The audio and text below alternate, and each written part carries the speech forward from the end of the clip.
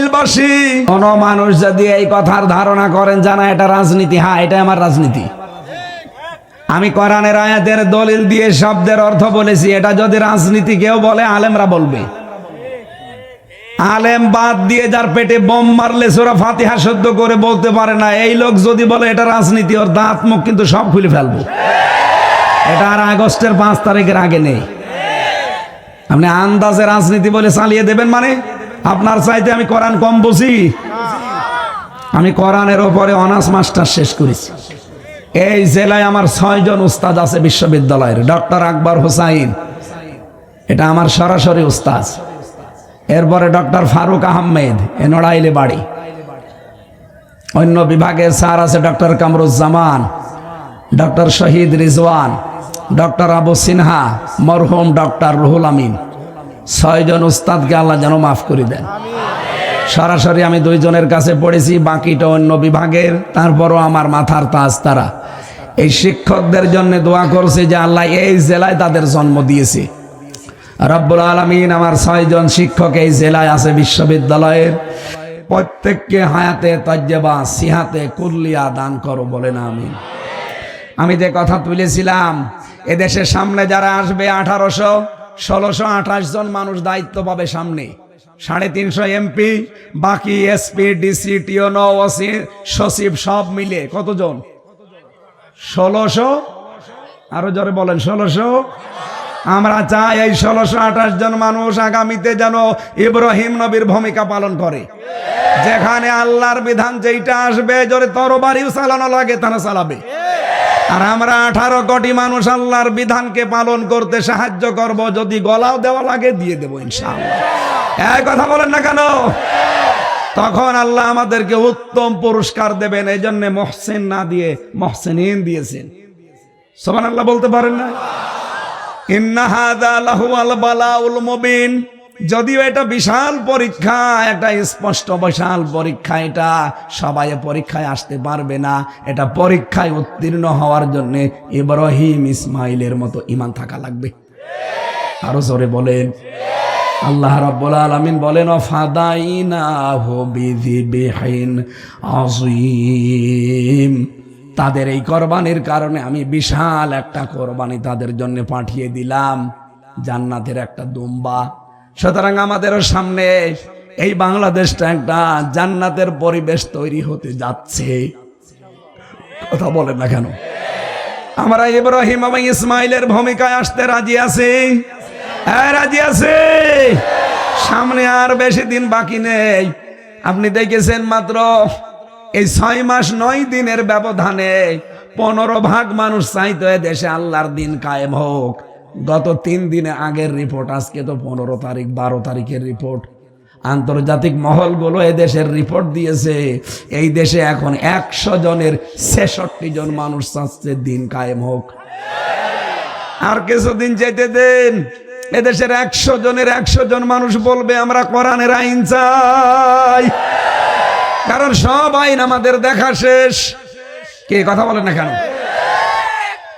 Doctor কামালের তৈরি করা এই সংবিধান আজ 54 বছর বাংলাদেশে চলছে। 17 বার পরিবর্তন হয়েছে, কিচ্ছু শান্তি আমরা পাইনি, আরো অশান্তির দাবানল চলেছে। এদেশে চোর চুরি করলে ডাকাত হয়, ডাকাত চুরি করে জেলে গেলে খনি হয়। এমনকি অনেক গাঁজাখোরকে দেখেছি জেলের ভেতরে গাছ লাগায়। আমি যেই তালায় থাকতাম তার নিচ তালায় এক গাঁজাখোর, ও গাঁজার গাছ লাগিয়েছে 2 মাস আগে, এত বড় হয়ে গেছে টপের ভেতরে। জেলার একদিন এসে বলছে এই তুই গাঁজার বীজ পেলি কোথায়? বলছে স্যার আমি ওই যে মামলার হাজিরা দিতে গিয়েছিলাম, আমার শোভাকাঙ্ক্ষী বাইরে আছে, আমার দোস্তরা, তারা আমারে আসার সময় একটা টোপলা দিয়েছিল গাঁজার বীজের, ওটা আমি মুখের ভেতরে নিয়েছিলাম। এই জায়গায় ঢোকানোর সময় যখন ম্যাচিং দিয়ে স্ক্যান করে আমি ধরা পড়িনি, চুরি করে চলে এসেছি ভিতরে। আর ওই গাছ আমি এই যে টবের ভেতরে লাগিয়েছি, দেখেন স্যার 2 মাসে কত বড় হয়েছে।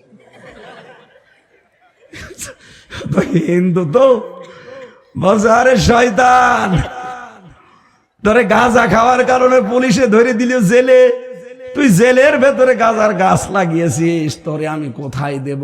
তোরে স্বর্গে দেওয়া ছাড়া উপায় নেই। ও তার জান্নাত বিশ্বাস করে না, কি বলছে? স্বর্গে দেওয়া লাগবে তোরে। ডাক্তার কামালের তৈরি করা সংবিধান দিয়ে বাংলাদেশে গাঁজা খরারও গাজার গাছ লাগায়। চোর যে ডাকাত হয়, ডাকাত যে ওখান থেকে খনি হয়, কারণ খুন করে যারা তাদেরকে ওখানে আছে, আপনি গেলে আপনাকে ট্রেনিং দিয়ে দেবে। ওখানে সুইডেন আসলাম আছে 27 বছর, মুকিম গাজী আছে আজ 43 বছর, ডেঞ্জার রাসু পড়ে আছে এই গোপালগঞ্জের, ভয়ঙ্কর তাজ পড়ে আছে টাঙ্গাইলের। যে সোহেল চৌধুরী হত্যার মামলার আসামি নায়ক, নায়ক নাম শোনেননি? 25 বছর আগে তাকে মেরে ফেলেছিল, সেই মামলার আসামি এবার বের হয়েছে মামুন। এই মানুষগুলোর ভেতরে আছে, এখান থেকে মূল্যচর যাবে, ওখান থেকে ডাকাত বের হবে। আর ডাকাতি করে বহু মানুষকে দেখেছি ধরা পড়েছে, তারা যায় ওখান থেকে খুনের ট্রেনিং নেয়। কারণ ওর সাথে সারাদিন বসে গল্প করে, জিজ্ঞাসা করে কোন মামলা, যেই বলে ভাই ডাকাতি করে গিয়েছিলাম ধরা পড়ে গেছি, ধমক দেয়। আরে বেটা, ডাকাতি করতে গেলে দুটো ফেলে দিতে পারলি না, তুই আমার সাথে থাক, কি করে মানুষ ফেলা লাগে তোরে আমি শিখাবো। ঠিক শিখাই। এই জন্যে কামালের এই সংবিধান দিয়ে বাংলাদেশে শান্তি আসা। আরো জোরে বলেন। সামনে কি মাস? রমজান। বলেন বলেন। রমজানে আমার আল্লাহ যে নাজিল করেছেন ফুরকান, এর নাম কি? আরো জোরে বলেন। ফুরকান। কোরআন তো নাম, এর 55টা নাম আছে, একটা নাম কি?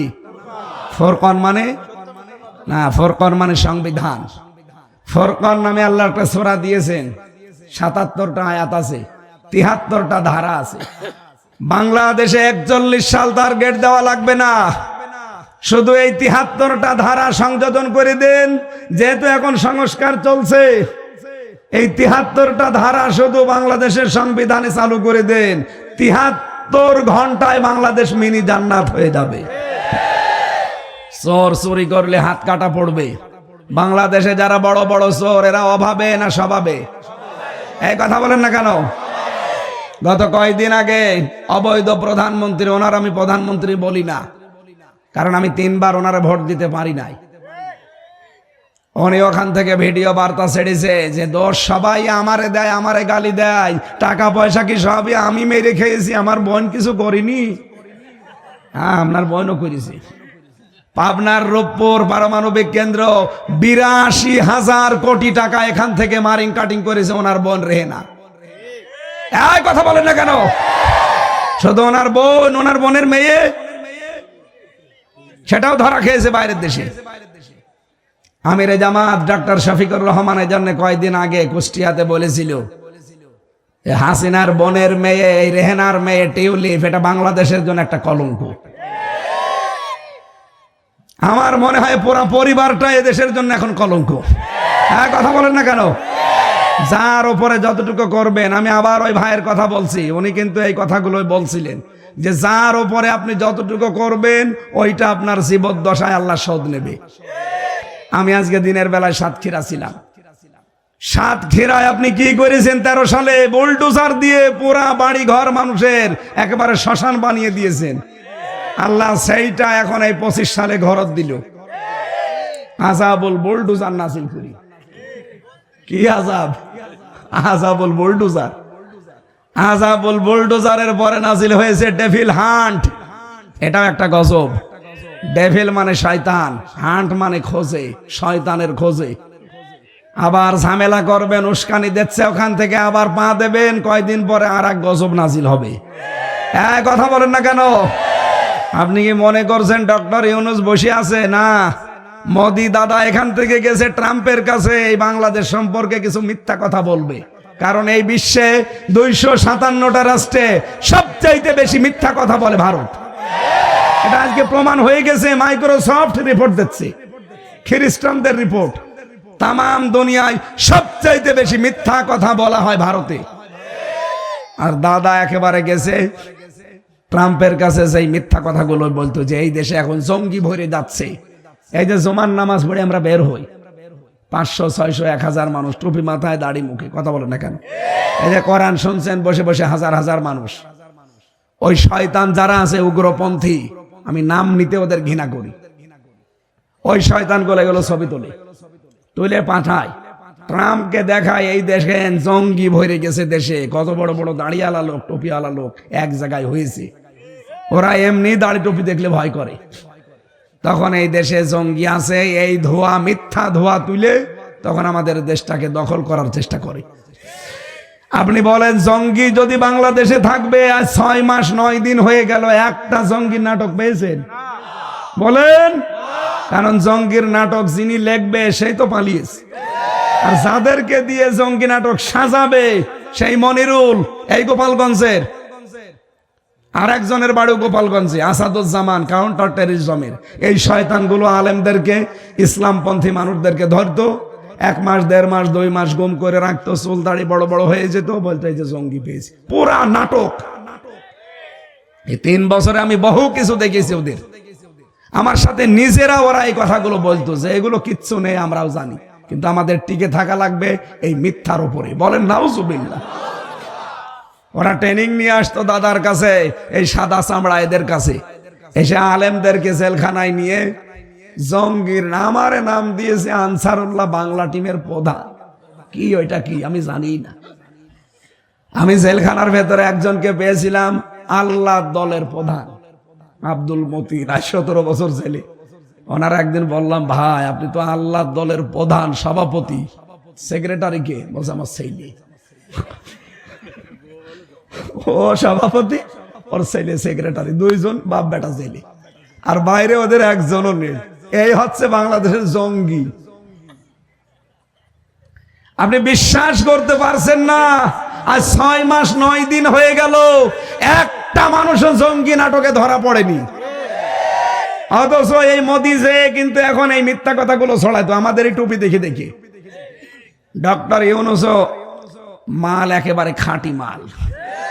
যেই দিন মোদি গেছে ট্রাম্পের কাছে, ওই দিন আন্তর্জাতিক মিডিয়াগুলো নিয়ে আয়না ঘরে গেছে, যে দৃশ্যগুলো সব ছবি তুলে আন্তর্জাতিক মিডিয়ায় প্রচার করেছে। নিয়ে এখন কি বলবি বল? মোদির কথা শুনবে এখন? ওর বাড়া ভাতে লবণ দিয়েছে, খা। আমাকারু আমাকার আল্লাহ আল্লাহু খায়রুল মাকিরিন। যে অবস্থা করছেন, আপনার নাই ষড়যন্ত্র, কিন্তু আল্লাহর তো ষড়যন্ত্র না, আল্লাহর কৌশল। আপনি যা করবেন একটাও হালে পানি নেবে না, সব আল্লাহ ফাঁস করে দেবে। কারণ এই দেশে এমন কিছু মানুষ তৈরি হয়ে গেছে, অন্তত জীবন দিতেও পেছপা হবে না ইনশাআল্লাহ। এখানে সামনে আসছে কোরআনের দিন, ইসলামের দিন, এটা আমরা যেন চর্ম চোখে দেখতে পারি। বলেন আমিন। আরো জোরে বলেন আমিন। দরুদ সালাম পাঠ করার মাধ্যমে যে 2টা কথা তুলেছিলাম, যে সবে বরাত বলেন, সবে কদর বলেন, আল্লাহ মাফ করে না 2 প্রকার মানুষ। একটা মুশরিক, আর মুশরিক হচ্ছে তারা আল্লাহ যেটা পারে ওইটা অন্য কেউ পারে এই বিশ্বাস যারা করে। আমি একটা উদাহরণ দিয়েছিলাম, সন্তান দিতে পারে কে? অন্য কেউ পারে? তাহলে এই শিরকি যাদের আছে তারা এখন থেকে তওবা করেন। এই কথা বলেন না কেন? 2 নাম্বারটা একটু কড়া, বলবো এটা নাকি নির্বাচনের পরে বলবো? এই চলে যাচ্ছেন, এই বসো। কিসের বসা? ধরে রাখা লাগবে যেভাবে হোক। আর আধা ঘন্টা থাকতে পারবেন না? 15 মিনিট একটু থাকেন।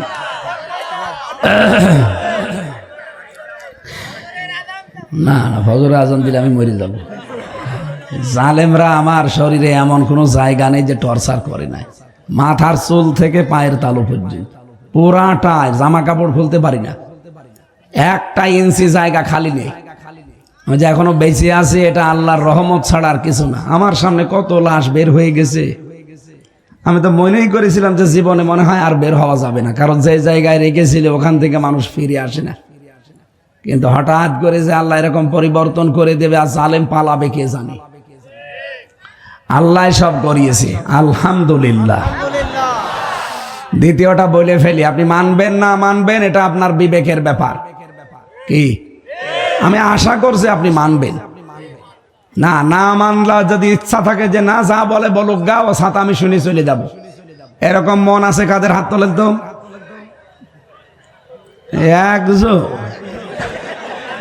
এই তার কাটা, এইদিকে তাকান, ওর তার আসলেও কাটা, চেহারার দিকে তাকিয়ে দেখেন তার কাটা আছে। হ্যাঁ তার কাটা আছে।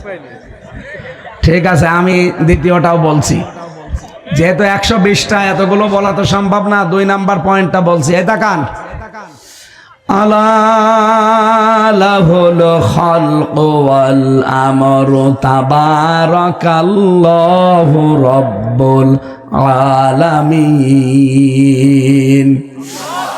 সূরা আরাফের 54 নাম্বার আয়াতে আছে, শেষের দিকে পাবেন। আল্লাহ বলেন জমিন সৃষ্টি করেছি আমি, আইন চলবে আমার। সুতরাং পৃথিবী বানিয়েছে কে? আইন চলার কথা কার? আল্লাহর এই জমিনে আল্লাহর আইন বাদ দিয়ে যারা মানুষের তৈরি করা আইন কায়েমের জন্য দল করেন, আল্লাহর তৈরি করা আইন বাদ দিয়ে মানুষের তৈরি করা আইন প্রতিষ্ঠার জন্য যারা ভোট দেন, আপনি কিন্তু মুশরিক। কোন আলেম নিয়ে আসবেন, নিয়ে আসেন, আমার কোনো ভয় নেই, আমি আপনাকে বুঝিয়ে দিতে পারলেই হলো। আমি বলেছি আল্লাহ যেটা পারে ওইটা অন্য কেউ পারে, এই বিশ্বাস করলেই সে শিরিক করে, আর শিরিক করলে সে মুশরিক। আর মুশরিককে আল্লাহ সবে বরাতে মাফ। বলেন আল্লাহ যেটা পারে অন্য কেউ পারে? আইন দিতে পারে কে? আপনি কেন নিজের আইন তৈরি করে মানুষের উপরে চাপিয়ে দেবেন বলেন? এই জন্যই তো ক্লিয়ার করার জন্য বসেছি না, যাদের ভেতরে এই উল্টাপাল্টা বিশ্বাস আছে এখনই পরিবর্তন হওয়া লাগবে। আপনি কথা দিয়েছেন আমাকে যে না আমি পরিবর্তন হব, আমি বলার দরকার বলে যাব, আপনি শোনার দরকার শুনে যাবেন। ও মাহফিল আমি করি না, আমি আপনাকে গুলিয়ে খাওয়াবো, তারপরে আমি নিজে খাবো। এখনো খাবার খাইনি, আমি নিজেই খাবো। বলেন আপনাকে সিদ্ধান্ত পাল্টাতে হবে। আল্লাহর আইন বাদ দিয়ে মানুষের কোন আইনের পেছনে আজকে থেকে থাকতে পারবেন না। যদি আপনি এরপরেও সিদ্ধান্ত না পাল্টান, আপনি চলে যান। না আমি এখানে দেখতে চাই না, যান। এরকম কেউ থাকলে চলে যান। আজকে থেকে সিদ্ধান্ত নিয়ে বাড়ি যাওয়া লাগবে, আল্লাহর আইন ছাড়া কারো আইনের পক্ষে আমি নেই। এটা যদি আমার বাবা মা ছাড়া লাগে আমি ছেড়ে দেব, যদি দল ছাড়া লাগে ছেড়ে দেব, যদি বউ ছাড়া লাগে ছেড়ে দেবো। বলেন না কেন? কারণ আমার আসল মালিক এবং আপনজনকে, আমার বউর জন্য, মা বাবার জন্য আমার আখিরাত আমি নষ্ট করব? আপনি কি মনে করেন আপনার বউ আপনাকে খুব ভালোবাসে? হ্যাঁ আমি জানি, কিন্তু আপনি এখন মারা যান, আপনার বউ হয়তো পাগলের মতো কান্নাকাটি করবে, 2 দিন একেবারে পাগল হয়ে যাবে, 3 দিন না খেয়ে থাকবে, 7 দিন চিন্তায় কথা বলবে না, 40 দিন সাদা কাপড় পরে থাকবে, 4 মাস 10 দিন পর্যন্ত একটু মন খারাপ থাকবে। ওর বাবা আর মা এসে নিয়ে যাবে বাড়িতে, বলবে আর কতদিন? 4 মাস 10 দিন পরে ঠিকই একটা ছেলে দেখে তার বিয়ে দিয়ে দেবে। 2-4 দিন সংসার হয়ে গেলে ওই মেয়ে তার বাবা মার কাছে কল দেবে, আপনার বউ বলবে বাবা খুব ভালো কাজ করেছো, আগে যেটা ছিল ওর চাইতে স্বামী 100 গুণ ভালো। এইটা হচ্ছে দুনিয়া, এইটা কি? সুতরাং এইরকম বর জন্য, এইরকম ছেলে মেয়ের জন্য, এইরকম মা বাবার জন্য আমার বিশাল আখেরাত আমি নষ্ট করবো? আমি কি পাগল হয়ে গেছি? আরে ভাই কোরআনের চোখ লাগিয়ে দেখতে পাচ্ছি আপনি পাগলামি করছেন। আপনি মানুষের তৈরি করা আইনের পেছনে সময় দেবেন কোন কারণে? আপনার সময়, আপনার সম্পদ, আপনার জীবনের দাম নেই। একটা কুকুরের আইন মানে না, আর আপনি মানুষ হয়ে মানুষের তৈরি করা আইন মানবেন? আল্লাহ কি খেলা করছে বসে বসে? সুতরাং আজকে সিদ্ধান্ত পাল্টাতে হবে, নাই তো মাহফিল করার দরকার নেই। এটা বাদ দিয়ে আগামী থেকে গাছের গান দেবেন। বলছে ঠিক, তারপরেও ও মানবে না। আমার তাহলে গলা নষ্ট করাই বেকার হচ্ছে না? আরে ভাই নড়াইল তো আমার নিজের জেলার মতো, কারণ এটা খুলনা বিভাগ। খুলনা বিভাগ না? অন্যান্য বিভাগে গেলে মনে হয় যে বাড়ি থেকে একটু দূরে গেলাম, আর নিজের এই বিভাগে, আমার তো এই বিভাগে বাড়ি কুষ্টিয়া, এই খুলনা বিভাগের যে কোনো জেলায় গেলে মনে হয় যে বাড়ির ভেতরে আছি। সুতরাং আপনাদেরকে আমি আপন ভাই আপন বোনের মতো ভালোবাসি, মন থেকে বলছি, আল্লাহর কসম আপনি কোরআনের চোখ লাগিয়ে দেখেন আপনি জাহান্নামে যাচ্ছেন। আপনাকে আল্লাহ মাফ করেনি এই সবে বরাতে, সবে কদরও মাফ করবে না যদি এই সিদ্ধান্ত না পাল্টান। আইন চলবে, কারণে জগৎ বানিয়েছে কে? আমি দুইটা পয়েন্ট বললাম, একটা সন্তানের, একটা আইনের, এরকম 120টা আছে, সবগুলো আমরা আজকে বলছি না। 2 নম্বরে আল্লাহ মাফ করে না তাদেরকে যারা হিংসুক। কি এদেশে তো হিংসা নেই, আমার হোক অন্য কারো যেন না হয়, এটার নাম হিংসা।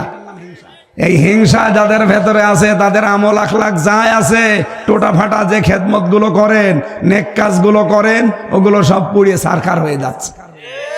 নবীজি বলেন কাঠে আগুন লাগিয়ে দিলে যেমন পুড়ে যায়, যাদের ভেতরে যাররা পরিমাণ হিংসা আছে তাদের নেকি সব পুড়ে যায়। সুতরাং আমার মতো এরকম পাগলামি আমরা যেন আর না করি।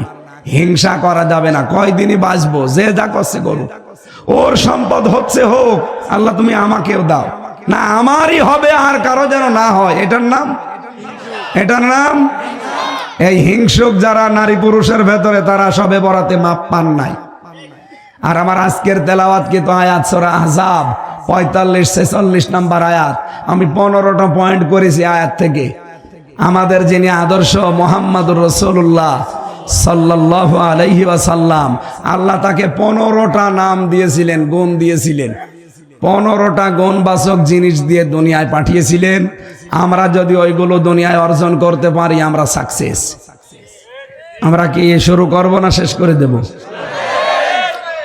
আল্লাহ রাব্বুল আলামিন বলেন আহজাব, সূরার নাম কি? আরো জোরে। আহজাব মানে না, আহজাব মানে যৌথ বাহিনী। এই যে যৌথ বাহিনী এখন ডেভিল হান্ট চালাচ্ছে না, কথা বলছে না কেন? যৌথ বাহিনী দেখলে ইমানদারেরা খুশি হয়। ওয়ালাম্মা রাআল মুমিনুনা আল আহজাব, যখন মুমিনরা যৌথ বাহিনী দেখেছে তখন আনন্দে আত্মহারা হয়ে গেছে। আর সবচাইতে বেশি আতঙ্ক এবং ঝামেলায় পড়েছে যারা খনি, যারা জুলুমবাজ আর যারা দুর্নীতিবাজ। দেখেন বাংলাদেশে যৌথ বাহিনী যখন অপারেশন ডেভিল হান্ট চালাচ্ছে, এদেশের ইমানদার যারা যারা অপরাধ করে না তাদের কোনো চিন্তা নেই। চিন্তা কাদের? যারা খুনি। এই কথা বলেন না কেন? যারা গাজীপুরে 2টা ছাত্রকে পিটিয়ে মেরে ফেলেছে, চিন্তা তাদের। যারা কোটি কোটি টাকার সম্পদ আত্মসাৎ করে বাইরে পাচার করেছে, চিন্তা তাদের। যারা জুলুমের সাথে 15 বছর নিয়োজিত ছিল, চিন্তা তাদের। সূরার নাম কি? যৌথ বাহিনী। সূরার নাম 73টা আয়াত আছে, মাত্র একটা আয়াত পড়েছি। আল্লাহ রাব্বুল আলামিন বলেন ইয়া আইয়ুহান নাবিয়্যু, হে নবী, ইন্না আরসালনাকা শাহিদাও ওয়া মুবাশশিরাও ওয়া নাযীরা, অবশ্যই আপনাকে দুনিয়ায় আমি পাঠিয়েছি সাক্ষ্যদাতা, সুসংবাদদাতা আর সতর্ককারী রূপে। ওয়াদাউয়ান ইলাল্লাহি বিইযনিহি ওয়া সিরাজাম মুনীরা। 4 নম্বরে আপনাকে আমি দুনিয়ায় আমার দিকে ডাকার জন্য দায়ী করে পাঠিয়েছি। 5 নম্বরে আপনি উজ্জ্বল প্রদীপ। এরকম আছে কয়টা? 15টা। কয়টা বলেন বলেন? আপনারা কি হাত লেগে গেছে নাকি? আল্লাহ রাব্বুল আলামিন নবীজিকে দায়ী, দিনের দিকে ডাকার জন্য পাঠালেন, উজ্জ্বল প্রদীপ রূপে তাকে পাঠালেন, সাক্ষ্যদাতা হিসাবে পাঠালেন, সতর্ককারী হিসাবে পাঠিয়েছেন। আল্লাহ পাক তাকে সুসংবাদদাতা হিসাবে পাঠিয়েছেন। এক একটা শব্দে আমি তাফসিরে যত লক্ষ লক্ষ কথা পড়েছি, শব্দ বলা সম্ভব না। আমার কণ্ঠ যারা সাপোর্ট দিচ্ছেন এজন্য তাড়াতাড়ি করছি। 2 নম্বর শব্দটা আমি ব্যাখ্যা করার জন্য একটু বেছে নিলাম, বাশির। আমার নবী ছিলেন সুসংবাদদাতা। নিজেদের নফসের উপরে জুলুম করে জীবনটা যারা আমরা নষ্ট করে ফেলেছি, ও দুনিয়ার মানুষেরা ফিরে আসেন। বলিয়া ইবাদিয়াল্লাযীনা আসরাফু আলা আনফুসিহিম লা তাকনাতু মির রাহমাতিল্লাহ। আল্লাহ পাক বলেন নবী আপনি বলুন আমার বান্দা বান্দিরা, নফসের উপরে জুলুম করে নিজেদেরকে যারা নষ্ট করে ফেলেছো, আমার রহমত থেকে নৈরাশ হয়ে যেও না। ইন্নাল্লাহা ইয়াগফিরুয যুনুবা জামিয়া, অবশ্যই আমি আল্লাহ সব অপরাধ মাফ করে দেব। ইন্নাহু হুয়াল গফুরুর রহিম, আমি গফুর এবং রহিম। আয়াতটা যখন নাজিল হয়, হযরতে দাহিয়াতুল কলবি রাদিয়াল্লাহু তাআলা আনহু মসজিদে নববীতে তিনি অঝর নয়নে কাঁদছিলেন। নবীজি বললেন, কি হয়েছে, কাঁদো কেন? হে নবী, আপনি তো বললেন আমার জীবনের সব অপরাধ কালেমা পড়ার পরে মাফ হয়ে গেছে। মাত্র আর 7 দিন আমি মুসলমান হয়েছি। কয়দিন? এইদিকে তাকান। 7 দিন আমি মুসলমান হয়েছি। আমার অন্তরের ভেতরে এখনো পর্যন্ত একটা ব্যথা। আপনি যে বললেন সব আমার মাফ হয়ে গেছে, কিন্তু না, আমার একটা অপরাধ মনে হয় আল্লাহ মাফ করে নাই।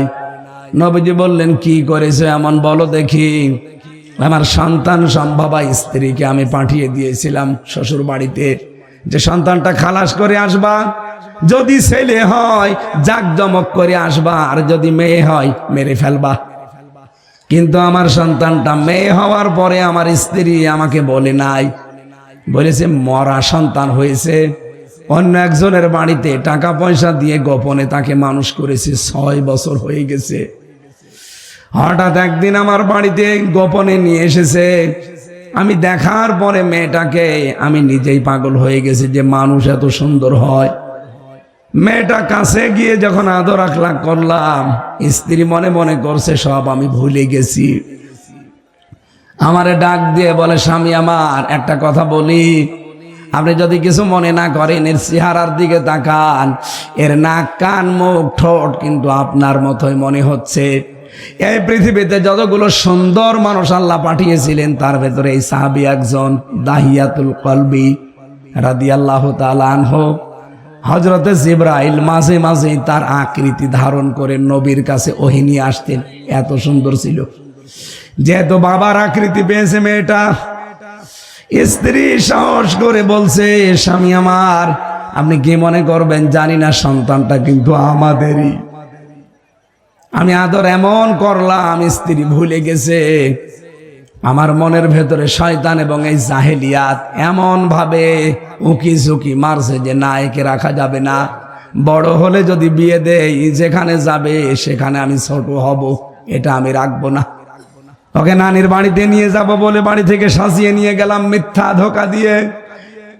বাড়ির দিকে না যে নানির বাড়ির দিকে গেলাম অন্য রাস্তায়, এক জঙ্গলের রাস্তায়, মরুভূমির রাস্তায়। নিজে একটা গর্ত তৈরি করলাম।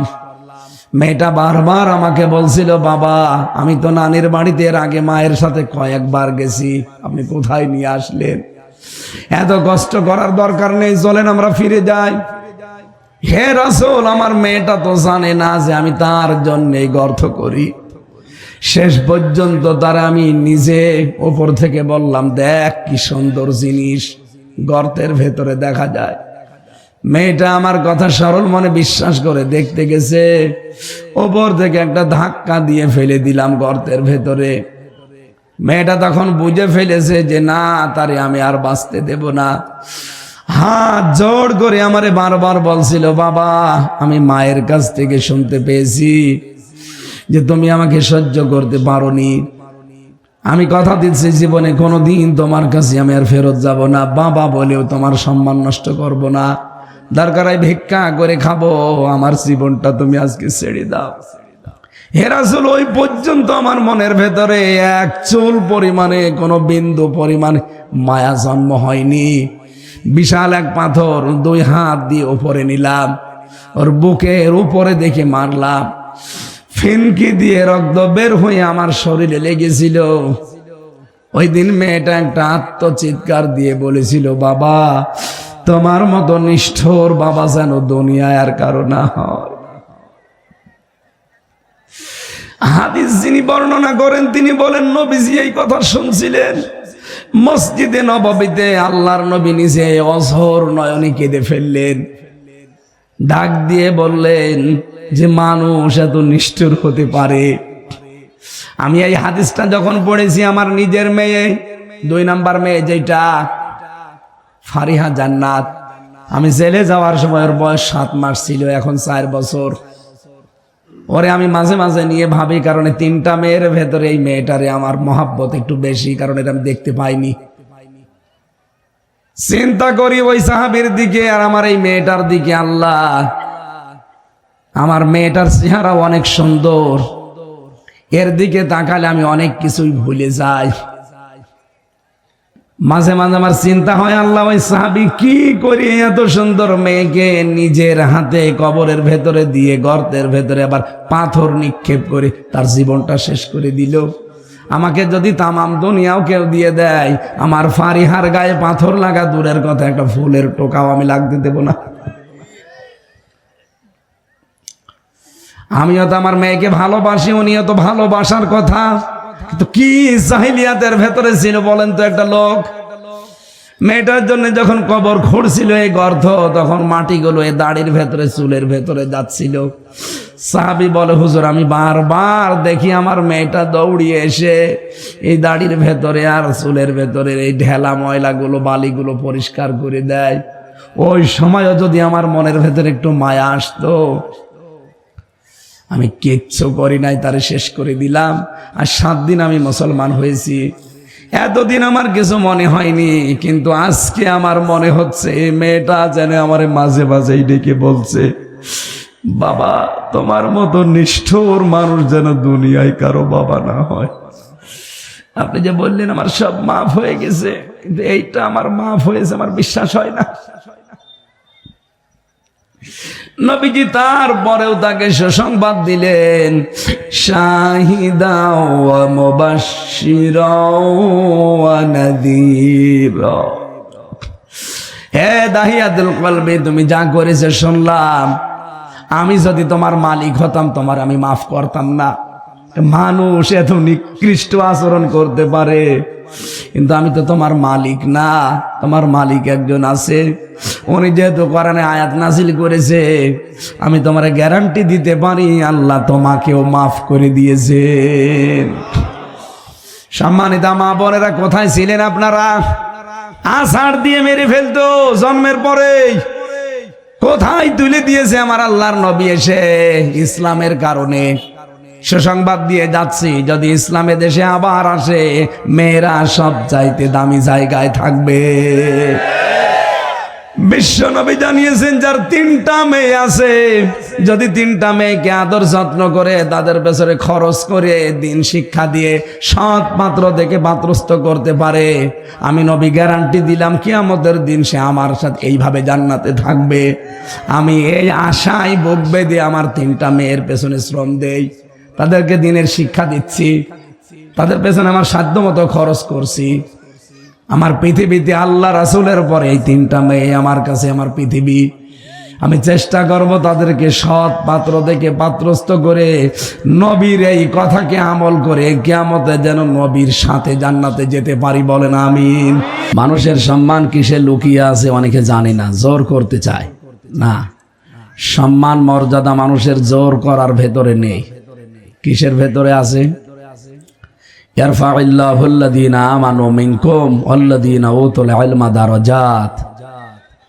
সূরা মুজাদালার 11 নম্বর আয়াতের মাঝের অংশে আল্লাহ জানিয়েছেন, তোমাদের ভেতরে যারা ঈমান আনে, কি করে? সবাই বলেন। 2 নম্বরে যারা ইলম পায়, জ্ঞান পায়।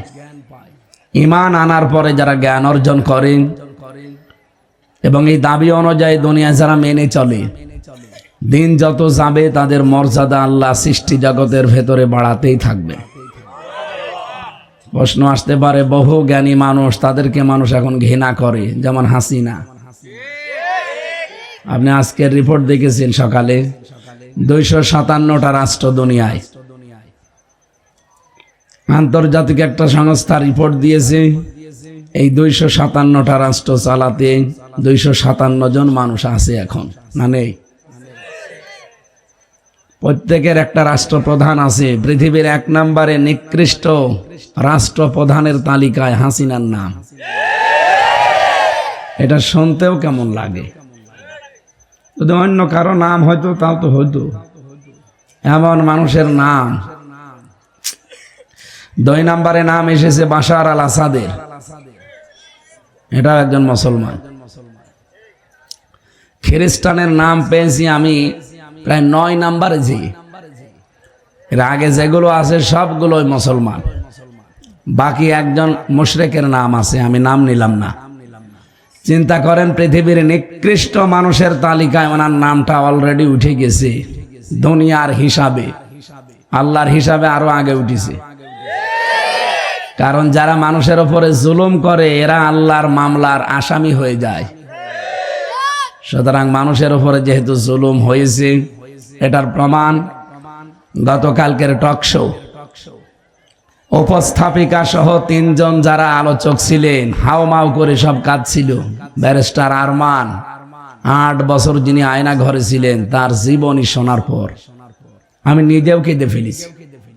মানুষ এত নিকৃষ্ট হতে পারে, এত নিচে নামতে পারে মানুষ। আমি আয়না ঘরে ছিলাম, কিন্তু আমি মিনিটায় ছিলাম, উনি তো বিগটায় ছিলেন, বড়টায়। আমাদেরটাই অত্যাচার হয়েছে, কিন্তু অত না।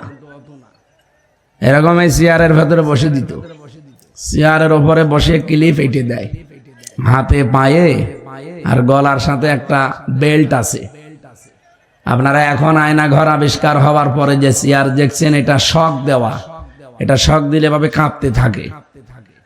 আর যে চেয়ার আমাকে নিয়ে গিয়েছিল ওটা ঘুরতে থাকে, একবার শুধু টিপ দেবে, 1 মিনিটে 120 বার ঘুরবে। 1 মিনিট পরে মনে হবে আমি 10টা দুনিয়া দেখতে পাচ্ছি।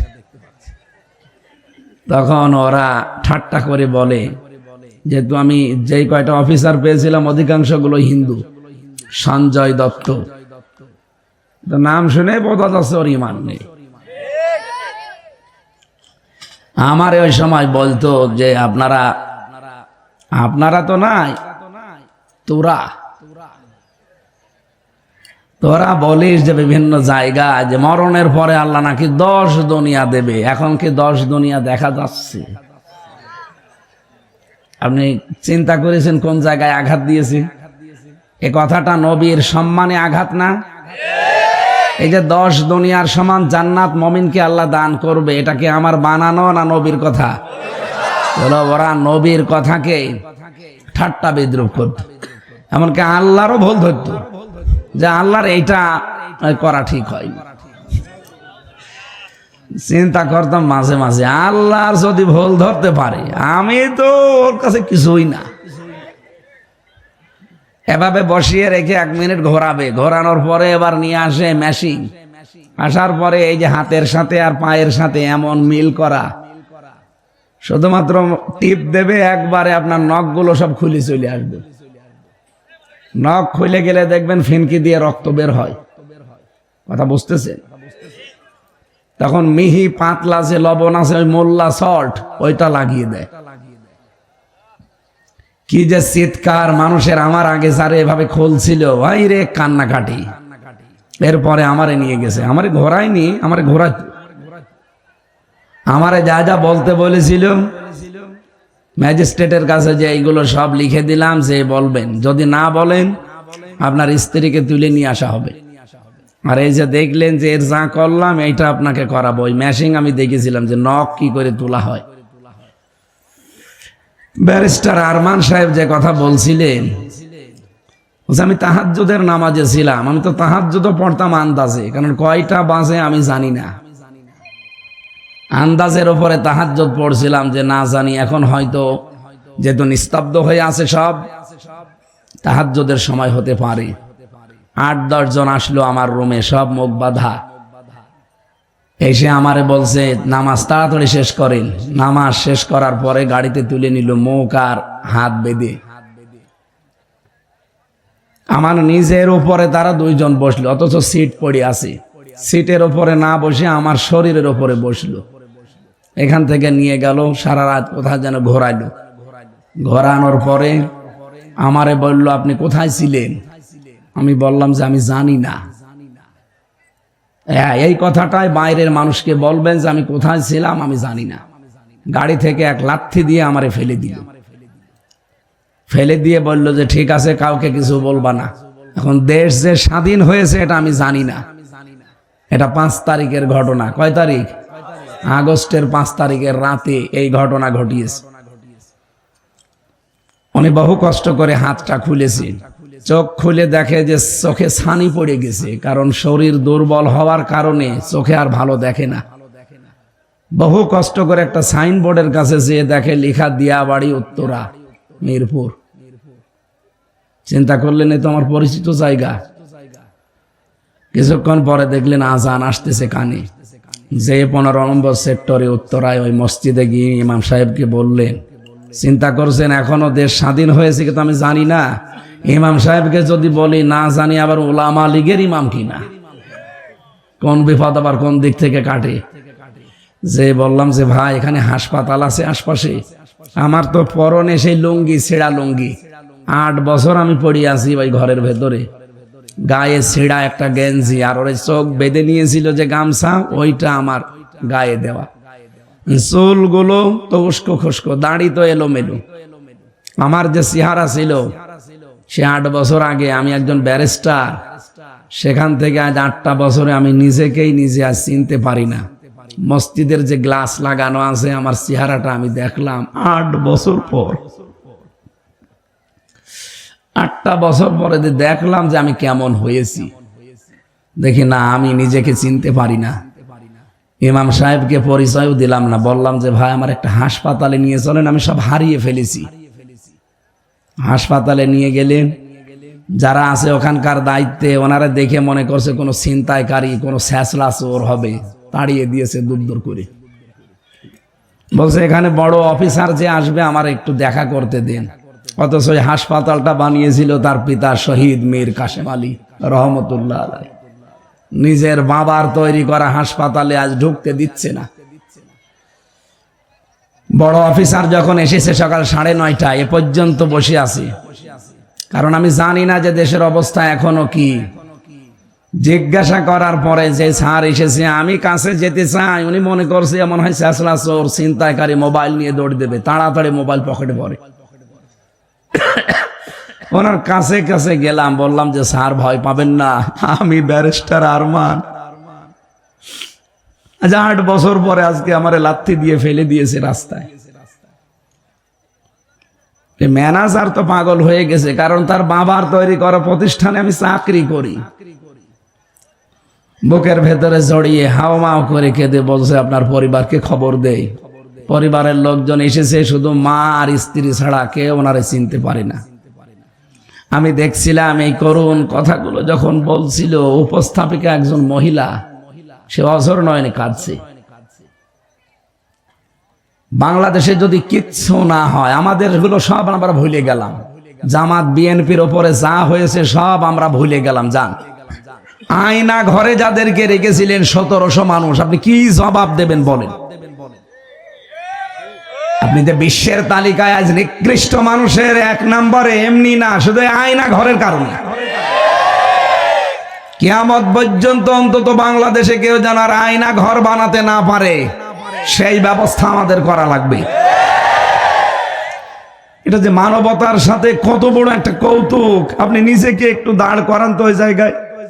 একটা মানুষ এদিকে 3.5 হাত, এদিকে 1.5 হাত, মাঝখানে একটা টয়লেট দেওয়া, 24টা ঘন্টা পড়ে আছে। এটা কি অত সহজ? আর তারপরও মাটির নিচে গা সমসম করে। আমি 10 দিনে অলরেডি হাফ পাগল হয়ে গেছি, আর সে পড়ে আছে 8 বছর। আপনি নিজেকে যদি ওই জায়গায় দাঁড় করাতেন, আপনি নিজেও পাগল হয়ে যেতেন। এই কঠিন পরিস্থিতি যিনি তৈরি করলেন, ইনি যে আল্লাহর মামলার আসামি, এতে কোনো সন্দেহ আছে? বলেন তো, মামলার বাদী যত কড়া হয়, বড় হয়, মামলা তত কঠিন হয়। সূরা শুরার 42 নম্বর আয়াতে আল্লাহ বলেন, ইন্নামাস সাবিলু আলাল্লাযিনা ইয়াজলিমুনা নাস, অবশ্যই আমি আল্লাহ মামলা দেব তাদের বিরুদ্ধে যারা মানুষের উপরে জুলুম করেছে। সুতরাং আয়না ঘরের দ্বারা যে জুলুম হয়েছে, এটা কি ওয়াজ করা লাগবে? মাস্ট বি জুলুম হয়েছে এই 1700 মানুষের ওপর। কত মানুষ মারা গেছে যার দ্বারা এগুলো হয়েছে। সে এখন যদি মাপ পেতে চায়, এই ব্যারিস্টার আরমানের মতো, আজমের মতো যত মানুষকে গুম করেছিল, আয়না ঘরে রেখেছিল, তাদের কাছে যে মাপ চাওয়া লাগবে। তারা যদি মন থেকে মাফ করে তাহলে আল্লাহ মাফ করবে, তারা যদি মাফ না করে আল্লাহ আপনাকে মাফ করবে না। আপনার দুনিয়াও শেষ, আখিরাতও শেষ। সুতরাং মানুষের সম্মান কিসে বাড়ে আমরা অনেকেই জানছি না। ঈমান আনতে হবে আমাদের। কি কথা বলেন না কেন? আর ঈমান আনতে হলে ঈমান হওয়া লাগবে শিরিক মুক্ত। বলেন বলেন, ঈমানটা যদি শিরিক মুক্ত হয় তাহলে আপনি নিরাপত্তা পাবেন আল্লাহর কাছে। এই যে গত রাত যেটা চলে গেল, পৃথিবীর সব মানুষকে আল্লাহ মাফ করে দিয়েছেন, শুধু দুই প্রকার মানুষ বাদ দিয়ে। এক নম্বরে যারা মুশরিক, দুই নম্বরে যারা হিংসুক। আরে বাংলাদেশে দুইটাই আছে, এই কথা বলেন না কেন? আমি এক কথায় জবাব দিচ্ছি, শিরিকের আলোচনা যেহেতু ব্যাপক, সব কথা বলেন কেন?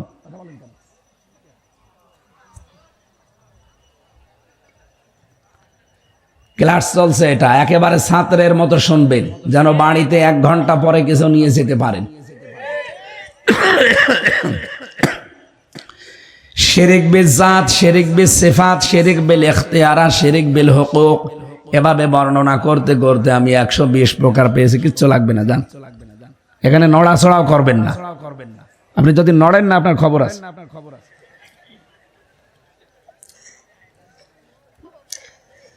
সব কথার এক কথা শিরিক। এই শিরিক হচ্ছে আমি জবাব দে, আমি এক কথায় জবাব দিচ্ছি। যদি আপনার ভেতরে থাকে, এক্ষুনি পাল্টানো লাগবে না 41 সালে?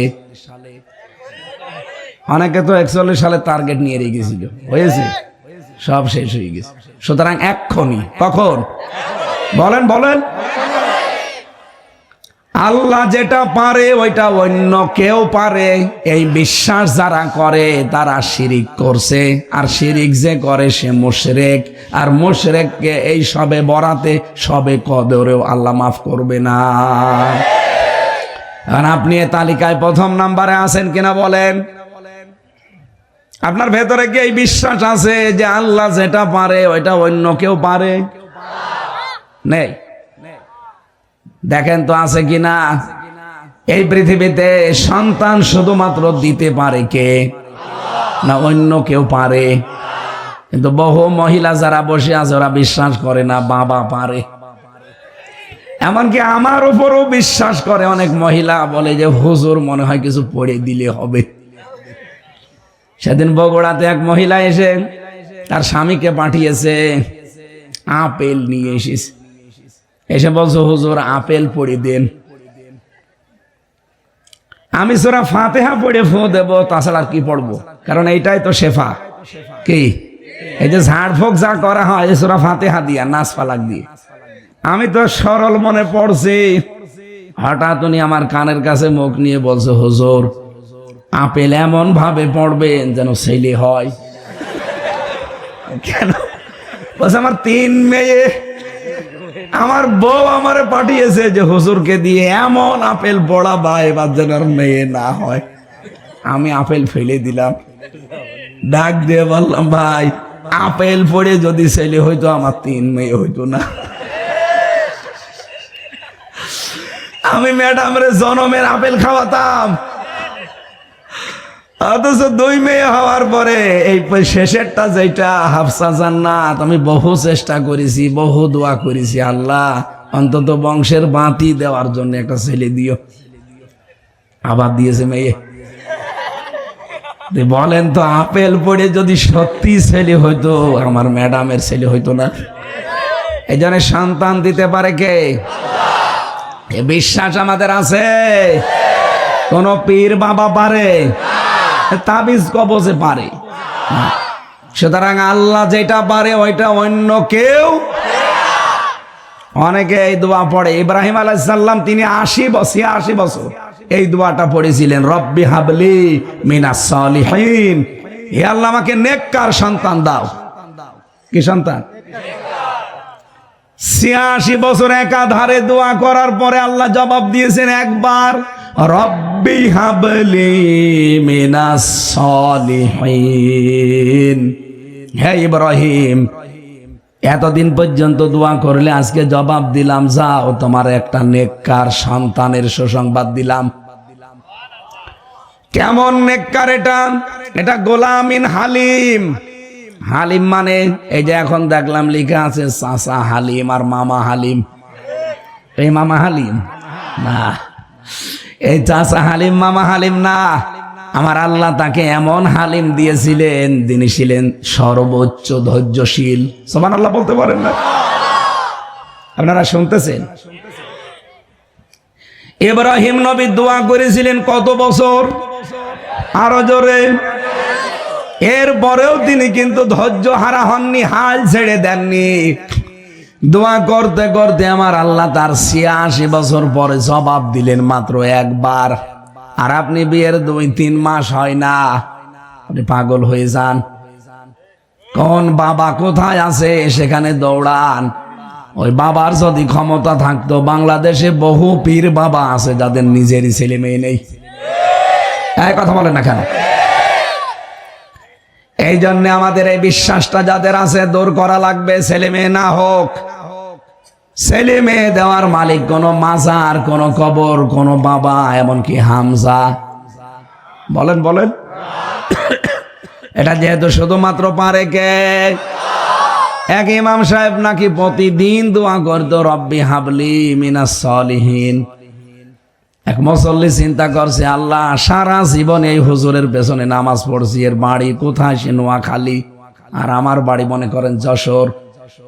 এত দূর থেকে হুজুর এসেছে, এতদিন নামাজ পড়ায়, শুধু বলে রব্বি হাবলি মিনাস সলিহিন। কি এ দোয়ার মানে কি? এক ইমাম সাহেব আলেম, তাকে জিজ্ঞাসা করছে যে আমাদের ইমাম সাহেব তো এরকম লেখাপড়া জানে না, উনি শুধু দোয়া করে নামাজের পরে হাত তুলে, এই দোয়ার মানে কি?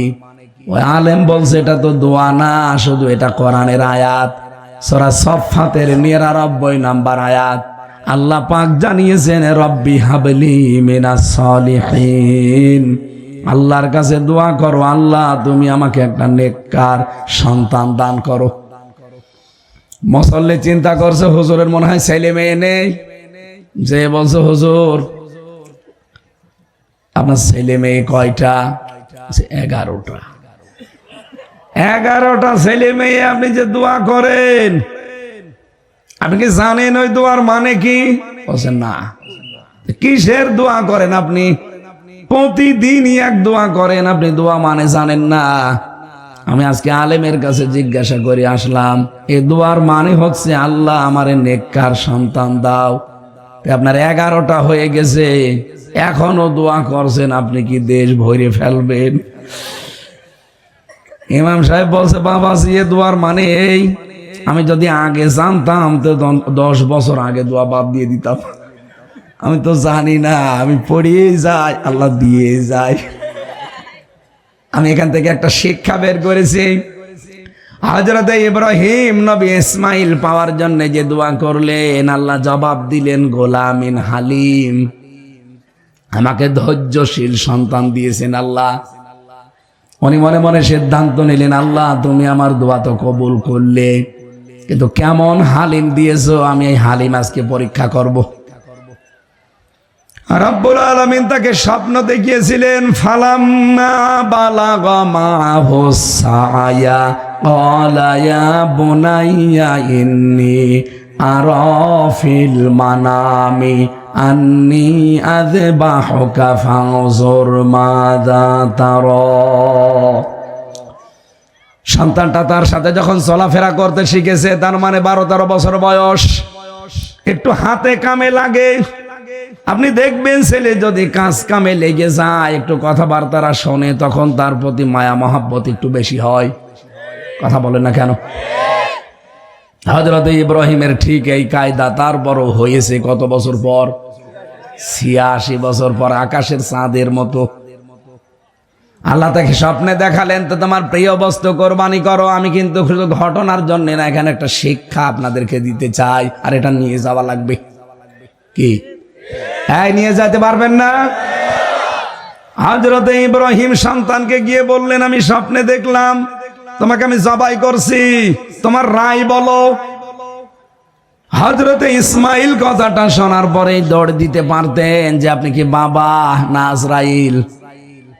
সে জন্মের পরে আমাদেরকে আমার মায়ের সাথে মরুভূমিতে রেখে গেলেন, কোনোদিন খোঁজ নেননি, আর আজকে 12 বছর পরে এসেছেন জবাই দেওয়ার জন্য। কিসের বাবা আপনি? মানি না আপনারে। বলতে পারতেন না? বলেন বলেন। হযরতে ইসমাইল তিনি এমন জবাব দিয়েছিলেন তিনটা বিষয় সামনে রেখে, ইয়া আবাতি ফাআল মা তুমার সাতাজিদুনি ইনশাআল্লাহু মিনাস সাবিরিন। হযরতে ইসমাইল ডাক দিয়ে বলেছেন, হে আমার পিতা, যা আদিষ্ট হয়েছেন আপনি আদেশটা পালন করেন। আল্লাহ যদি চায় আপনি আমাকে ধৈর্যশীলদের মধ্যে পাবেন। ধৈর্যশীল পাবেন এ কথা বলেননি, তাহলে অহংকার চলে আসবে। নিজেকে অহংকার থেকে মুক্ত করার জন্য এতটুকু একটা সন্তান কি শব্দ চয়ন করেছেন আপনি খেয়াল করেন, একটু খেয়াল করেন এদিকে। এই বাঁশি, আর একবারও বাঁশি বাজাবেন না। মানুষ দেখছেন না নিস্তব্ধ হয়ে বোঝার চেষ্টা করছে, আপনি ডিস্টার্ব করবেন না ভাই, কবিরা গুনাহ হবে আপনার। হযরত ইব্রাহিম এই জন্য তিনি সন্তানের কাছে অনুমতি চাইতে গিয়েছিলেন। তিনি কিন্তু অনুমতি না নিলেও পারতেন, কারণ হুকুমটা কার আর পালন করছে কে? নবী। বলেন বলেন, হুকুম কার, পালন করছে কে? সাধারণ মানুষ না, একজন নবী। কেন তার অতটুকু সন্তানের কাছে অনুমতি নেওয়া লাগবে? তিনি অনুমতি চাইতে গিয়েছিলেন এই কারণে, উনি বলেছিলেন আমি ৮৬ বছর একাধারে দোয়া করে হালিম পেয়েছি। কি পেয়েছি? একটা গোলামিন হালিম পেলাম। এটা কেমন হালিম আমি আজকে দেখব, ওকে আসলেই ধৈর্যশীল। এই জন্য অনুমতি চাইতে গিয়েছিলেন। আর সন্তান জবাবও দিয়েছে তিনটা কথা সামনে রেখে, হে বাবা কোনো চিন্তা নেই, আপনি চালান আপনার কাজ, যেটা আদিষ্ট হয়েছেন। আল্লাহ যদি চায় আপনি আমাকে ধৈর্যশীলদের মধ্যে পাবেন, কোনো চিন্তা করবেন না। ঘটনা তাফসিরে ফি জিলালিল কোরআনে আছে। হযরত ইব্রাহিম নিয়ে গেলেন সন্তানকে মরুভূমির ভেতরে জবাই দেবেন। আল্লাহ তখন ডাক দিয়েছেন, ফালাম্মা আসলামা ওয়া তাল্লাহু লিল জাবিন। বলেন আল্লাহ। ফালাম্মা আসলামা, এটা দ্বিবচন। ও নড়াইলবাসী, এইটাই আজকের আলোচনার শিক্ষা। কেন আল্লাহ দ্বিবচন দিলেন? আল্লাহ বলেন দুইজনেই যখন এগ্রি হয়ে গেছে, দুইজনেই যখন রাজি হয়ে গেছে, তখন আল্লাহর এই বিধানটা পালন করা তাদের দ্বারা সহজ হয়েছে। ইব্রাহিম নবী যদি বলতেন আমি জবাই দেব, আমি আল্লাহর হুকুম পালন করবই। ইসমাইল নবী যদি বলতেন না আমি আমার গলা দেব না, জবাই হতো। আরো আসতে বলেন। ইসমাইল নবী যদি বলতেন ঠিক আছে আমি আল্লাহর বিধানের সামনে জীবন দিয়ে দিলাম। ইসমাইল নবী ইব্রাহিম যদি বলতেন না আমার এত বছরের সন্তান আমি জবাই দেব না, আল্লাহর বিধান পালন হইতো। আল্লাহ বলেন দুইজনেই যখন রাজি, তখন আমি আল্লাহ ডাক দিয়েছি, ওয়ানাদাইনাহু আইয়া ইব্রাহিম, হে ইব্রাহিম কদ সাদ্দাকতার রুয়া, তোমার স্বপ্নকে তুমি সত্যের রূপ দিয়েছো। ইন্না কাযালিকা নাজজিল মুহসিনিন। এখানে যারা তাফসীর বসে তাদেরকে বলছে, এই যে আলেম বসে আছে, আল্লাহ মুহসিন দিতে পারতেন, মুহসিনিন দিলেন কেন? শব্দটা শুরু করার আগে আল্লাহ এমন একটা শব্দ লাগিয়েছেন ইন্না। এ শব্দ না দিলেও বাংলা অর্থ হয়ে যায়। কেন ইন্না লাগিয়েছেন আর কেন মুহসিন না দিয়ে মুহসিনিন দিয়েছেন, এইটাই আমাদের নিয়ে যাওয়া লাগবে। আল্লাহ গ্যারান্টি দিয়েছেন এই কারণে আমরা যেন কোনো সন্দেহ এর ভেতরে না করি, আর আমরা করিও না। কি করি? সন্দেহ করি? কোরআনের কোন কথায় আমাদের সন্দেহ আছে, হয়তো মানতে পারি না, সেটা আমাদের দুর্বলতা। এই যে আমার আগে যিনি কথা বলছিলেন বাচ্চু ভাইয়ের আগে, উনি কিন্তু বলেছেন, ওনার ওই কথাটা আমার কানে এখনো বাজতেছে। কে উনি আমি চিনি না, কিন্তু কথাটা তো ভালো কথা। কোরআনে কারিমে যত কথা আল্লাহ দিয়েছে, কোনো কথাই মিথ্যা, সন্দেহ, সংশয় আমরা মানতে পারি না। ওটা আমার দোষ না আল্লাহর দোষ? বলেন বলেন। আল্লাহ এত বড় গ্যারান্টি দিয়ে আয়াত শুরু করলেন, ইন্না কাযালিকা নাজজিল মুহসিনিন। এইভাবে করে আমার মুহসিন বান্দাদেরকে আমি কিয়ামত পর্যন্ত পুরস্কার দেব। কি পুরস্কার দিয়েছিলেন তাদের? ইব্রাহিম নবী যখন আল্লাহর হুকুম পালন করার জন্য রাজি হয়ে গেছে, ইসমাইল যখন নিজের জীবন পর্যন্ত দিয়ে আল্লাহর বিধান পালনে সাহায্য করেছে, আল্লাহ এইটা দেখতে চেয়েছিলেন। ও বাংলার জনগণ, এটা রেকর্ড হচ্ছে, এটা লাইভ চলছে। 18 কোটি মানুষের কানে কালকে চলে যাবে।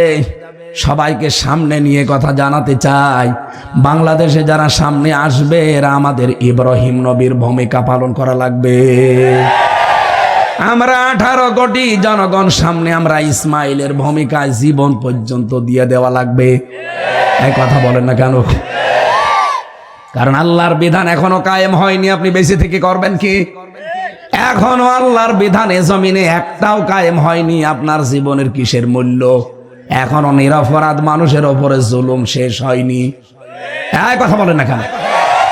বিশ্ব নবী মুহাম্মদুর রাসূলুল্লাহ মাত্র একজন নিরপরাধ মানুষকে ওরা হত্যার মিথ্যা সংবাদ প্রচার করেছিল যে কতিলা উসমান, ওসমানকে মেরে ফেলেছি। এ কথা শোনার পরে নবীজি নিজে 1399 জন মানুষকে ওই বাবলা গাছের নিচে হুদায়বিয়া জায়গায় আমি নিজে দেখে এসেছি। ওখানে 1399 জন মানুষকে হাতে হাত দিয়ে তিনি শপথ বাক্য পাঠ করালেন যে আমরা ওসমান হত্যার বদলা না নিয়ে বাড়ি যাব না। হজ থাক পরে করব, রোজা ভেঙে ফেলো পরে করে দেব। একটা নিরপরাধ মানুষের পক্ষে দাঁড়াতে গিয়ে নবীজি কি সিদ্ধান্ত নিয়েছেন? আল্লাহর 2টা বিধান বাদ দিলেন, হজ আর রোজা। আর 1399 জন মানুষ হাতের ওপরে হাত দিয়ে তাদেরকে শপথ বাক্য পাঠ করাচ্ছেন, বায়াত গ্রহণ করাচ্ছেন যে জীবন দেব কিন্তু বাড়ি যাব না, হত্যার প্রতিশোধ না নিয়ে। নিরপরাধ মানুষের একটা মানুষের পক্ষে দাঁড়াতে নবীজি এত বড় বড় সিদ্ধান্ত নিতে পারেন। এই 15.5 বছরে কত নিরপরাধ মানুষ জেলখানায় ভর্তি আছে। এই নিকৃষ্ট মহিলার হিংসার বশবর্তী হয়ে তার রাগের কাছে হার মেনে জীবনটা নষ্ট করেছে কত মানুষ, বিশেষ করে আজহারুল ইসলাম। এই কথা বলেন না কেন? 15.5 বছরে যারা মিথ্যা মামলার শিকার হয়েছে তার ভেতরে এই লোকটা, যেহেতু উনি অবৈধ প্রধানমন্ত্রী ছিল, ওনার অবৈধ ক্ষমতা থাকাকালীন যা করেছে সব অবৈধ। এই জন্য 15.5 বছরে যারা মিথ্যা মামলায় মিথ্যা সাক্ষীর কারণে ফাঁসি পর্যন্ত হচ্ছে, আদেশ হয়ে গেছে, এদের সবাইকে এই মুহূর্তে ছেড়ে দেওয়া দরকার। এটা রাজনৈতিক বিষয় না, এটা কোরআনের সাথে সম্পর্কিত। সূরা ফাতিহা 18 নম্বর আয়াতে আয়াতটা আছে, লাকাদ রাদিয়াল্লাহু আনিল মুমিনিনা ইয ইউবাইউনাকা তাহতাশ শাজারাতি ফাআলিমা মা ফি কুলুবিহিম ফাআনজালাস সাকিনাতা আলাইহিম ওয়া আসাবাহুম ফাতহান করিবা। আল্লাহ বলেন আমি রাজি হয়ে গেছি, অলরেডি রাজি হব না, হয়ে গেছি। এটা মাঝি পাস্ট, এটা অতীতের শব্দ আল্লাহ চয়ন করলেন, এর আগে লাকাদ লাগিয়েছেন যে অবশ্যই আমি আল্লাহ রাজি হয়ে গেছি। আনিল মুমিনিনা, এই মুমিনদের উপরে, তাহতা শাজারাতি, যারা এই গাছের নিচে ইউবাইউনাকা, আপনার হাতের উপরে হাত দিয়ে আজ যারা শপথ বাক্য করছে। আল্লাহ রাব্বুল আলামিনের নবী 1399 জন হাত দেওয়ার পরে নিজের বাম হাতটা এভাবে তুলে দিলেন। সাহাবীরা বলে হুজুর এই হাত কিসের? নবীজি বলেন এই মাত্র কোরআনের আয়াত নাজিল হয়েছে, আজকের এই ময়দানে যারা শপথ নিয়েছো একজন নিরপরাধ মানুষের হত্যার বদলা নেওয়ার জন্য, সবার উপরে আল্লাহ খুশি হয়ে গেছে। আমার ওসমান তো এখানে নেই, তাকে তো শহীদ করে ফেলেছে, অথচ মিথ্যা কথা ওরা ছড়িয়েছিল। আমার ওসমান নেই, এই ওসমানের ওপরও তো আল্লাহর রাজি হওয়া লাগবে। এই জন্য হাতটা আমি তুলে দিলাম, এটা ওসমানের হাত। আজ বাংলাদেশে ঠিক 1400 বছর পরে অবস্থা দাঁড়িয়েছে। এটিএম আজহারুল ইসলামের সাথে আমি নিজে ছিলাম 3টা বছর। রাজনৈতিক মামলার শিকার এই লোকটা, হিংসার বশবর্তী করে তাকে আপনি এই 12 বছর জেল খাটালেন। কথা বললেন না কেন? 13টা বছর সে লোকটা জেলে পড়ে আছে। উনি যদি বামপন্থী রাজনীতি করতেন, আল্লাহর কসম উনি আজ মন্ত্রী থাকতেন। রংপুরের বদরগঞ্জ, তারাগঞ্জে এত জনপ্রিয় লোক আমি আর পাইনি। অথচ একামতে দিন বাংলাদেশ জামাত ইসলামী এই শব্দটা তার সাথে লেগে আছে, এই কারণেই তাকে কিন্তু এই অবস্থা। অথচ তার সাথে মামলায় ছিল লুৎফুজ্জামান বাবর, বিএনপির, ওনারা ছেড়ে দিয়েছেন। আমরা চাই 18 তারিখে ওনাকে ছাড়া লাগবে। এই কারা কারা চান দেখি?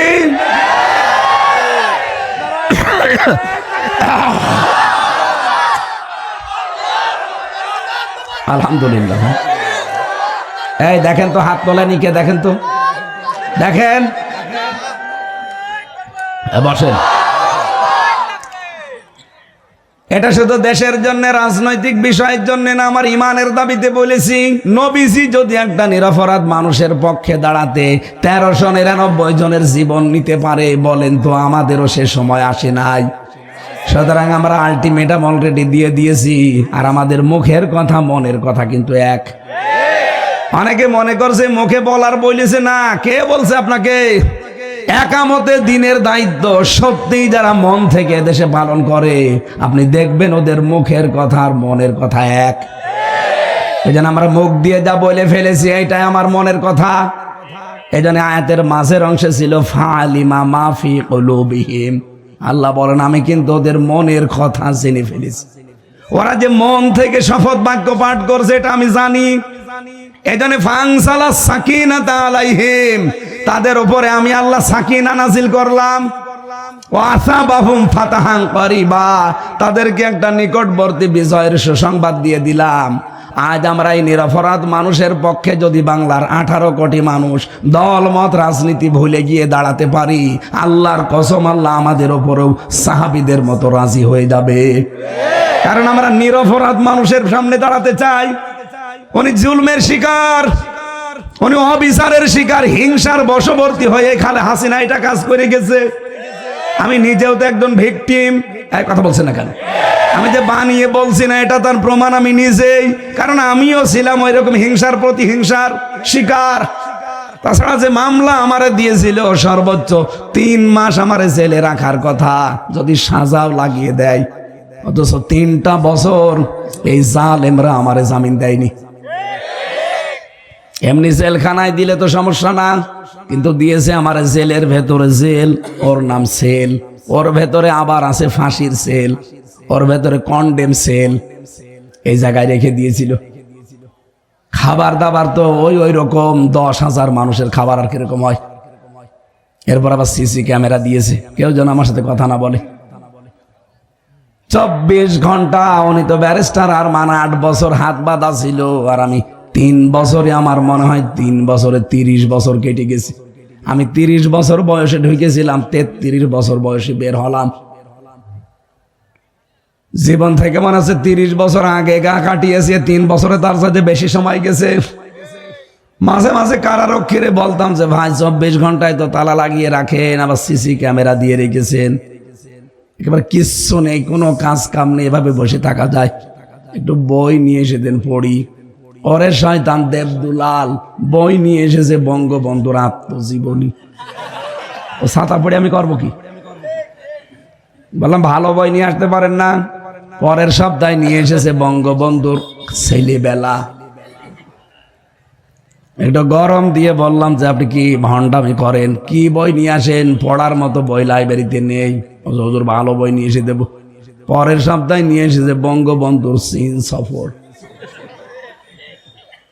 এখন সিসি ক্যামেরা যেহেতু আছে, আবার আষাঢ় দিয়ে ফেলে দিলে ওখানে তো অফিসে দেখতে পাবে, পরে এসে আবার টর্চার করবে। এমনি সেই ডান্ডা বেড়ি লাগিয়ে দেবে, আবার পেছনে হাত বেঁধে 24 ঘন্টা আটকিয়ে রেখে দেবে, 1.5-2 মিনিট সময় দেবে টয়লেট করার জন্য। আর আকাজাব।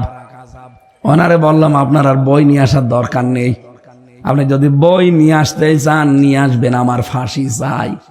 ওই বই পড়তে নেই, পড়তে হয় কি না হয় আপনি নিয়ে এসে দেন, আমি দরকার 10 বার করে পড়বো। আমি মেজর ডালিম বলছি এই বই নিয়ে আসেন।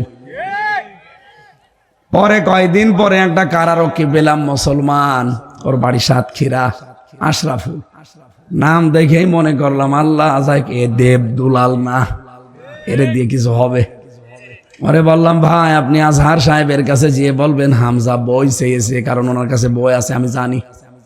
উনি পাঠিয়েছে প্রোডাক্টিভ মুসলিম আর কারাগারে রাত দিন জয়নব আল গাজালির। পরের সপ্তাহে বললাম যে ভাই আপনার খোঁজে থাকলে দুটা তাফসির এনে দিয়েন। আল্লাহর ইশারাও দুইটা তাফসির নিয়ে এসেছে, ফি জিলালিল কোরআন আর তাফহিমুল কোরআন। এই বাংলাদেশে এখন 42টার উপরে তাফসির পাওয়া যায়, আর আমার কাছে সবচাইতে প্রিয় ভালোবাসার তাফসির এই দুইটা। আল্লাহ মনে হয় এবার হাত দিয়ে ওই দুইটাই নিয়ে এসে দিয়েছে। হিংসার বশবর্তী হয়ে মানুষ কি করতে পারে আমি দেখেছি।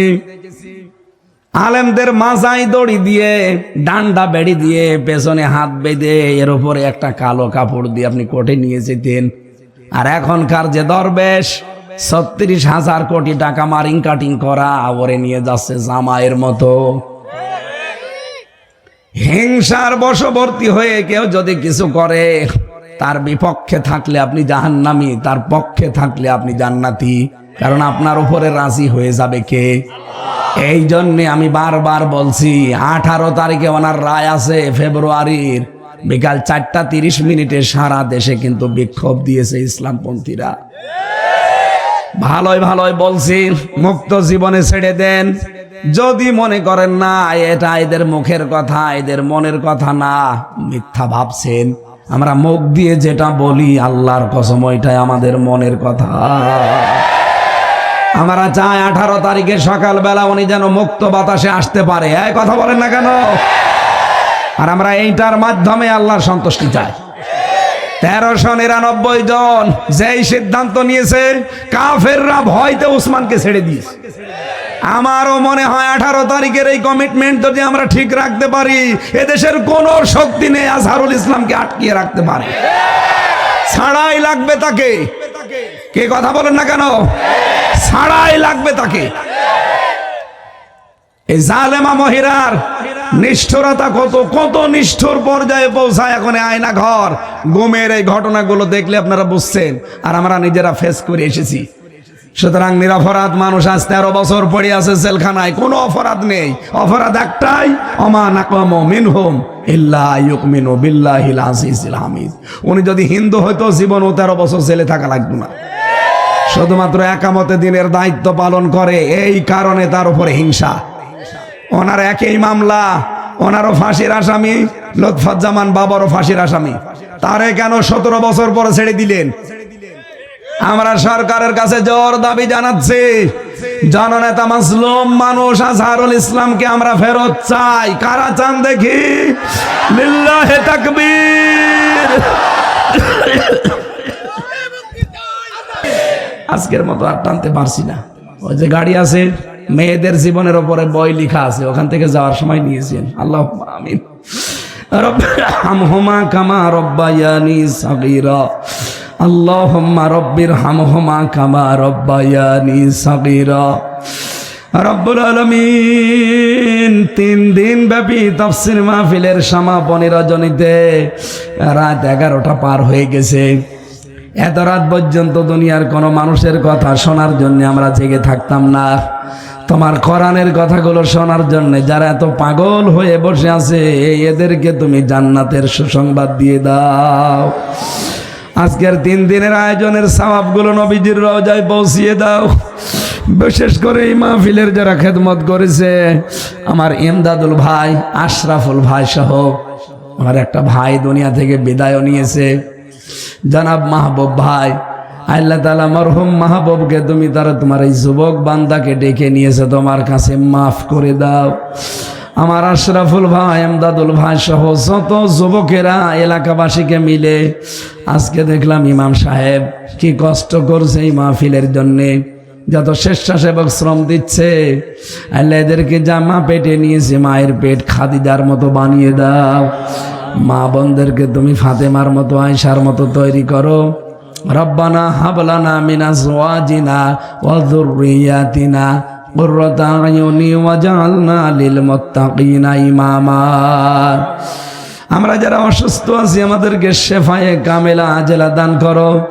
আগামীতে অনুষ্ঠানটা কোরআনের প্রচারের জন্য আরো বিশাল আকারে কবুল করো।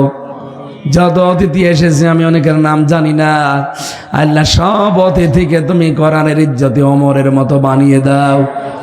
প্রশাসনের যে ভাইগুলো এসেছে আল্লাহ, রাত দিন এরা দায়িত্ব পালন করে বাংলার জমিনে মানুষের জানমাল ইজ্জত আবরু হেফাজতের জন্যে।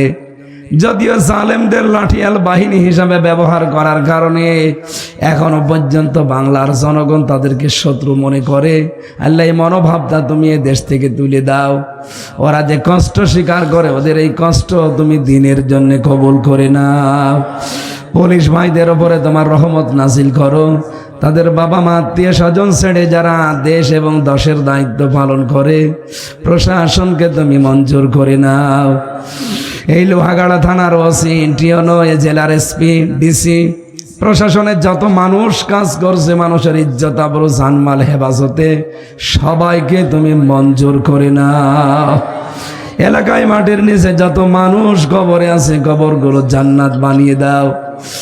আল্লাহ তুমি দেখতে পেয়েছো সালেমরা এমন কোনো টর্চার নেই যা আমার এই 3.5 হাত বডির উপরে করে নাই। আমি অসুস্থ হয়ে গেছি, আমার কণ্ঠটাও নষ্ট হয়ে গেছে। আমি চাই তুমি আমাকে আমার কণ্ঠ আমার শরীর আগের অবস্থায় ফিরিয়ে দাও। আলহামদুলিল্লাহ রাব্বিল আলামিন। মরণ আসলেই যেন পড়তে পারি লা ইলাহা ইল্লাল্লাহ মুহাম্মাদুর রাসূলুল্লাহ। আসসালামু আলাইকুম। ওই যে গাড়ি দেখা যাচ্ছে মেয়েদের জন্য, যেহেতু বলতে পারলাম না, মেয়েদের বয় আছে নিয়ে যান।